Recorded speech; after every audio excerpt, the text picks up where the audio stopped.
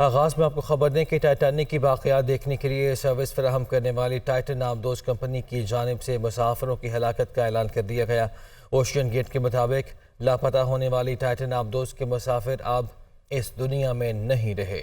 بحری اوقیانوس میں ٹائٹینک کی واقعات دیکھنے کے لیے جانے والے سیاحوں کی لاپتہ آبدوز ٹائٹن کا ملبہ ملنے کے بعد آبدوز کی مالک کمپنی اوشین گیٹ نے اس میں سوار 2 پاکستانیوں سمیت 500 افراد کی موت کی تصدیق کر دی ہے۔ اوشین گیٹ کی جانب سے جاری بیان میں کہا گیا کہ افسوس کہ ہم 500 افراد کو ہمیشہ کے لیے کھو چکے ہیں۔ ہمارے CEO اسٹاکٹن رش، شہزادہ داؤد اور ان کے بیٹے سلیمان داؤد، ہمیش ہارڈنگ اور پال ہنری اب نہیں رہے۔ مرنے والوں کے اہل خانہ سے تعزیت کا اظہار کرتے ہیں۔ پیچیدہ آپریشن میں کامیابی نہیں مل سکی۔ آبدوز میں صرف 4 دن کی آکسیجن موجود تھی۔ آبدوز میں سوار افراد کو بچانے کا آپریشن ختم ہو چکا تھا۔ ہم لاشوں کی تلاش جاری رکھیں گے مگر یہ علم نہیں کہ کتنا وقت لگے گا۔ امریکی کوسٹ گارڈ نے آبدوز میں موجود مسافروں کی ہلاکت کی تصدیق کرتے ہوئے کہا کہ ٹائٹینک کے ملبے کے قریب آبدوز کا ملبہ ملا ہے جس کا ماہرین جائزہ لے رہے ہیں۔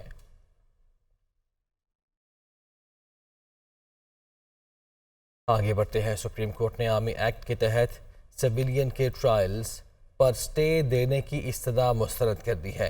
چیف جسٹس نے 9 مئی کے بعد خواتین، بچوں اور صحافیوں سمیت تمام گرفتاریوں کی تفصیلات طلب کر لیں۔ چیف جسٹس عمر عطا بندیال نے اٹارنی جنرل کو مخاطب کرتے ہوئے کہا کہ اس وقت آفیشیل میٹنگز اور ٹیلی فونک گفتگو کی جاسوسی ہو رہی ہے، فلمیں بن رہی ہیں اور ریکارڈنگز ہو رہی ہیں۔ پرائیویسی کا آئینی حق بھی محفوظ نہیں۔ کیس کی سماعت آج پھر ہوگی۔ فوجی عدالتوں میں سویلین کے ٹرائل کے خلاف درخواستوں کی سماعت۔ سپریم کورٹ نے آرمی ایکٹ کے تحت سویلین کے ٹرائل پر حکم امتناع کی استدعا مسترد کر دی۔ 9 مئی کے بعد خواتین، بچوں اور صحافیوں سمیت تمام گرفتاریوں کی تفصیلات طلب۔ بتایا جائے کتنے افراد پولیس اور کتنے فوج کی تحویل میں ہیں۔ عدالت عظمیٰ کا حکم۔ نامزد چیف جسٹس قاضی فائز عیسیٰ اور جسٹس طارق مسعود کے الگ ہونے کے بعد 7 رکنی بینچ نے درخواستوں پر سماعت کی۔ جسٹس منصور علی شاہ کے استفسار پر درخواست گزاروں اور اٹارنی جنرل نے نئے بینچ پر اعتماد کا اظہار کیا۔ پی ٹی آئی کے وکیل کی جانب سے درخواست دوسروں کے ساتھ یکجا کرنے کی استدعا کی گئی، جس پر چیف جسٹس نے کہا کہ اس میں کچھ سیاسی باتیں تھیں، ابھی وہ سننا نہیں چاہتے۔ فوکس فوجی عدالتیں ہیں۔ درخواست گزار لطیف کھوسا نے موقف اپنایا کہ مقدمات ATC کے تحت درج ہوئے، بعد میں لوگ ملٹری ٹرائل کے لیے فوج کے حوالے کر دیے گئے۔ جسٹس یحییٰ افریدی نے کہا کہ آرمی ایکٹ کے تحت سزا کم، عام قانون میں زیادہ ہے۔ اس موقع پر جسٹس منصور علی شاہ نے ریمارکس دیے کہ وہ پوچھ رہے ہیں کہ آپ ادھر آنا چاہتے ہیں یا ادھر جانا چاہتے ہیں، جس پر کمرہ عدالت میں کہے گونج اٹھے۔ سردار لطیف کھوسا کی حکم امتناع کی استدعا پر چیف جسٹس نے کہا کہ اس پر پہلے اٹارنی جنرل کو سنیں گے۔ عدالت عظمیٰ کا کہنا تھا کہ اگر صحافی قید ہیں تو رہا ہونے چاہیے۔ سویلین کے فوجی عدالتوں میں ٹرائل کے خلاف درخواستوں پر پہلے دن کی سماعت کا تحریری حکم نامہ جاری کر دیا گیا۔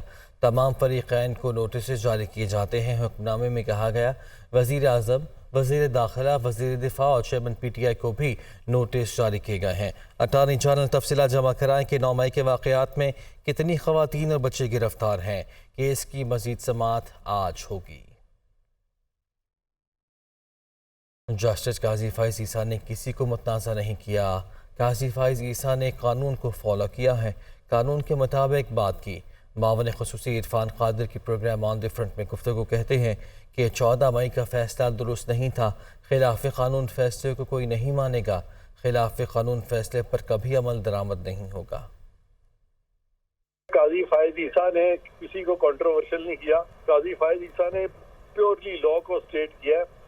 لا یہی ہے کہ chief justice in isolation benches نہیں بنا سکتے۔ ہمارے پاس ایک آپشن ہے، we will go by what chief justice designate جو کہا ہے۔ چیف جسٹس ڈیزگنیٹ نے کہا ہے جو فیصلہ ہوگا وہ بھی انلیگل ہوگا۔ 14 مئی کا فیصلہ جب آیا تھا میں نے اسی دن کہہ دیا تھا، اور مجھ سے کچھ سینئر وکلاء نے بڑی لڑائی کی۔ میں نے کہا جی میں لڑنا نہیں چاہتا، مجھے اتنا قانون ضرور آتا ہے کہ جو خلاف قانون فیصلہ ہوگا کبھی امپلیمنٹ نہیں ہوگا۔ اس میں بھی یہی صورتحال ہوگی کہ یہ بھی کبھی بھی اس طرح کا اگر فیصلہ انہوں نے کیا تو وہ بھی امپلیمنٹ تو کیا کسی نے ماننا ہی نہیں، کیونکہ جب چیف جسٹس آف پاکستان خود کہہ دے چیف جسٹس ڈیزگنیٹ کہ یہ لا کے مطابق نہیں ہے، تو اس وقت آپ چیف جسٹس کی اسٹیٹمنٹ کو لا پہ پرکھیں گے، اور اگر لا پہ چیف جسٹس ڈیزگنیٹ صحیح کہہ رہے ہیں، موجودہ چیف جسٹس ہیں وہ ڈیفیکٹو چیزیں کر سکتے ہیں، لیکن اگر وہ ڈیجورے نہیں کریں گے، ڈیجورے کا مطلب ہے ان لا، فیکٹو کا مطلب ہے ان فیکٹ انہوں نے بینچ بنا دیا ہے لیکن ان لا انہوں نے نہیں بنایا، تو ان لا دیکھا جائے گا، ان فیکٹ نہیں دیکھا جائے گا۔ چیف آرگنائزر پاکستان مسلم لیگ مریم نواز نے کہا ہے کہ مشکل ترین حالات کے باوجود وزیر اعظم شہباز شریف نے 1150 ارب روپے کا ترقیاتی بجٹ دیا ہے۔ ملک کا معاشی استحکام، عوام کی غربت، بے روزگاری اور مہنگائی کا خاتمہ اولین ترجیح ہے۔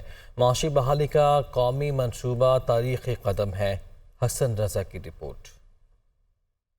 چیف آرگنائزر پاکستان مسلم لیگ نون مریم نواز سے سابق وزیر اعلیٰ بلوچستان جام کمال، رکن قومی اسمبلی ملک سہیل خان اور سابق ایم پی اے اختیار ولی کی الگ الگ ملاقاتیں ہوئیں۔ پارٹی تنظیمی امور اور مستقبل کی سیاسی حکمت عملی پر تبادلہ خیال کیا گیا۔ جام کمال سے گفتگو میں مریم نواز کا کہنا تھا کہ بلوچستان کی ترقی میں عوام کو شراکت دار بنانا چاہتے ہیں، بلوچستان میں احساس محرومی دور کرنے کے لیے جامع اور ٹھوس اقدامات پر کاربند ہیں۔ مریم نواز نے ملک سہیل خان سے گفتگو میں کہا کہ عوام کی غربت، بے روزگاری اور مہنگائی کا خاتمہ اولین ترجیح ہے۔ معاشی بحالی کا قومی منصوبہ تاریخی قدم ہے۔ اختیار ولی سے گفتگو میں مریم نواز نے کہا کہ وقت کی آندھیوں میں ثابت قدم رہنے والے پارٹی کے سر کا تاج ہیں۔ آئندہ انتخابات میں پارٹی کے نظریاتی رہنماؤں اور کارکنوں کو ٹکٹ دیں گے۔ رہنماؤں نے پارٹی کو فعال اور متحرک بنانے پر مریم نواز کی سیاسی جدوجہد کو خراج تحسین پیش کیا۔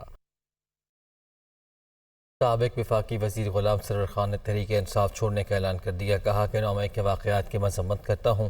فوجی تنصیبات پر حملہ ملک دشمنی ہے۔ 9 مئی کے واقعات میں ملوث ذمہ داروں کو سزا ملنی چاہیے۔ مجھے اور میرے خاندان کو سیاست میں آئے ہوئے تقریباً 50 سال ہو چکے ہیں۔ جہاں تک 9 مئی کے واقعہ کا تعلق ہے، بحیثیت ایک پاکستانی کہ جو افواج پاکستان کی قربانیاں ہیں پاکستان کی بقا اور سلامتی کے لیے، افواج پاکستان شہداء کی ان یادگاروں پہ حملہ کرنا، GHQ پہ حملہ کرنا، کور کمانڈر ہاؤس پہ حملہ کرنا، میاں والی بیس پہ حملہ کرنا، وہ حملہ آور ملک دشمنی کے مرتکب ہوئے۔ انہوں نے GHQ پہ حملہ نہیں کیا، انہوں نے کور کمانڈر ہاؤس پہ حملہ نہیں کیا، انہوں نے پاکستان کے دل پہ حملہ کیا، پاکستانیت پہ حملہ کیا۔ تو میں ان تمام ناپاک عزائم اور ناپاک اقدام کی بھرپور مذمت کرتا ہوں۔ میرا یہ مطالبہ ہے بحیثیت ایک محب وطن پاکستانی کہ ایسے لوگوں کو قرار واقعی سزا ملنی چاہیے۔ تو جن لوگوں نے اداروں کے ساتھ معاذ آرائی کی، میں اس معاذ آرائی کی بھی بھرپور مذمت کرتا ہوں۔ تحریک انصاف کے سینئر رہنما ہمایوں اختر خان نے بھی پارٹی کو خیر باد کہہ دیا۔ کہا کہ 9 مئی کے واقعات کی مذمت کرتا ہوں۔ ان واقعات نے پوری قوم کی طرح ہمارے خاندان کو بھی انتہائی افسردہ کیا ہے۔ اپنے ٹویٹر پیغام میں ہمایوں اختر خان نے کہا کہ قیام پاکستان سے لے کے آج تک ہمارے خاندان کا پاک فوج سے لازوال تعلق قائم ہے۔ شہید اختر عبدالرحمن جس فوج کے جرنیل تھے اس پر ہمیں فخر ہے اور ہمیشہ رہے گا۔ یہ بھی کہا کہ 9 مئی کے شہداء کی یادگاروں کو جو نقصان پہنچایا گیا، شہید کی اولاد ہونے کے ناطے میرے لیے شدید باعث رنج تھا اور اس کی جتنی مذمت کی جائے وہ کم ہے۔ ہمایوں اختر خان نے مزید کہا کہ ان حالات میں میرے لیے PTI کے ساتھ تعلق جاری رکھنا ممکن نہیں رہا۔ پارٹی کو چھوڑنے کا اعلان کرتا ہوں۔ قوم اور اس کے محافظوں کا یہ محبت بھرا رشتہ ہمیشہ قائم رہے گا۔ 7 کیبل آپریٹرز ایسوسی ایشن آف پاکستان خالد رائے کی سربراہی میں کیبل آپریٹرز کے وفد نے جناح ہاؤس کا دورہ کیا۔ میڈیا سے گفتگو کرتے ہوئے خالد رائے نے 9 مئی کے واقعات کی مذمت کی اور کہا کہ جناح ہاؤس کو دیکھ کر دل خون کے آنسو رو رہا ہے۔ حملے میں ملوث افراد کو کیفر کردار تک پہنچانا چاہیے۔ اس واقعے کو دنیا بھر میں پاکستان کا مذاق اڑایا گیا، اسپیشلی ہمارا ازلی دشمن بھارت ہے، اس نے اس 9 مئی کے واقعے کو بڑا چڑھا کر پیش کیا اور پاکستان کا مذاق اڑایا گیا، جس پر جو انڈیا پاکستان بھی نہ کر سکا وہ ہمارے ان مٹھی پر عناصر نے ان کا کام جو ہے کر دیا۔ ادھر صرف ایک شخصیت کو بچانے کے لیے، جو کہ ایک انتہائی افسوسناک عمل ہے، ان کو بچانے کے لیے پاکستان کی املاک کو نقصان پہنچایا گیا، دفاعی تنصیبات کو نقصان پہنچایا گیا۔ اس پر جتنا بھی افسوس کیا جائے اتنا ہی کم ہے۔ اور کیبل آپریٹر ایسوسی ایشن آف پاکستان یہ مطالبہ کرتی ہے کہ جو لوگ اس ہنگاموں میں ملوث تھے، ان پہ سخت اقدام اٹھانے چاہیے اور ان کو کیفر کردار تک پہنچانا چاہیے۔ گجرانوالہ میں عید قرباں پر سنت ابراہیمی کی ادائیگی کے لیے شہریوں کی بڑی تعداد مویشی منڈیوں کا رخ تو کر رہی ہے، لیکن گزشتہ سال کی نسبت جانوروں کی قیمتوں میں 50% اضافے سے خریداروں کو پریشانی کا سامنا کرنا پڑ رہا ہے۔ مزید بتا رہے ہیں فہد بشیر اپنی اس رپورٹ میں۔ گجرانوالہ کی مویشی منڈیوں میں قربانی کے لیے خوبصورت رنگ و نسل کے بڑے اور چھوٹے سبھی جانور تو موجود ہیں، لیکن بڑھتی مہنگائی ان پر بھی اثر انداز ہوئی ہے۔ یہی وجہ ہے کہ گزشتہ سال کی نسبت 60,000 روپے میں فروخت ہونے والا بکرا اور چھترا اب 90,000 سے 1 لاکھ روپے میں فروخت ہو رہا ہے، جبکہ 1 لاکھ روپے میں ملنے والا بیل 2 سے 2.5 لاکھ روپے میں فروخت ہو رہا ہے۔ قربانی کے جانوروں کی قیمتوں میں اضافے نے شہریوں کو چکرا کر رکھ دیا ہے۔ پچھلی دفعہ میں نے لیا تھا نا 80,000 روپے کا، وہ اس دفعہ 1,30,40,000 میں دے رہے ہیں، تو اتنی گنجائش کہاں سے ہم لائیں؟ 605 دن درا کے فریضہ کیویں ادا کیتا جائے۔ اللہ تعالیٰ یہ کوئی اپنا فضل کرے، مہنگائی جڑی تھوڑی نرم ہوئے تاکہ ہر بندہ جڑا ہے اندر ماشاءاللہ حصہ پیش کر سکے۔ خریداری نہ ہونے کے باعث بیپاری بھی پریشان ہیں۔ بیپاریوں کے مطابق پچھلے سال کی نسبت ٹرانسپورٹ کا کرایہ بھی بڑھ گیا ہے اور جانوروں کی خوراک کی قیمتوں میں مسلسل اضافہ ہوا ہے، جس کے باعث وہ مہنگے جانور فروخت کرنے پر مجبور ہیں۔ 8-9 ہزار روپیہ 10 ہزار روپیہ ایک جانور کا خرچہ ہو گیا۔ دوسرا ہمارا کھانا پینا اور ان کی خوراک بھی بہت مہنگی ہے ادھر، اور ان کے پٹھے خرید رہے ہیں 1200 روپے من۔ جب ابتدا میں ہم ادھر پہنچے ہیں 1600 روپے من بھی ہم نے خریدا ہے، جس میں ہمارے 2 جانور بھی نہیں رہتے ہیں۔ قربانی کے جانوروں کی قیمت میں اضافے کے باعث بیپاریوں اور خریداروں میں نوک جھوک کا سلسلہ جاری ہے۔ قربانی کے جانوروں کی زائد قیمتوں کا سن کر خریدار بغیر کچھ خریدے منڈیوں سے واپس لوٹ رہے ہیں، تو وہیں بیپاری بھی مہنگائی کا رونا رو رہے ہیں اور خریداری نہ ہونے کے باعث پریشان ہیں۔ کیمرامین مون آفتاب کے ساتھ فہد بشیر، دنیا نیوز، گجرانوالہ۔ نیوز اسٹوڈیو سے اب تک کے لیے اتنا ہے۔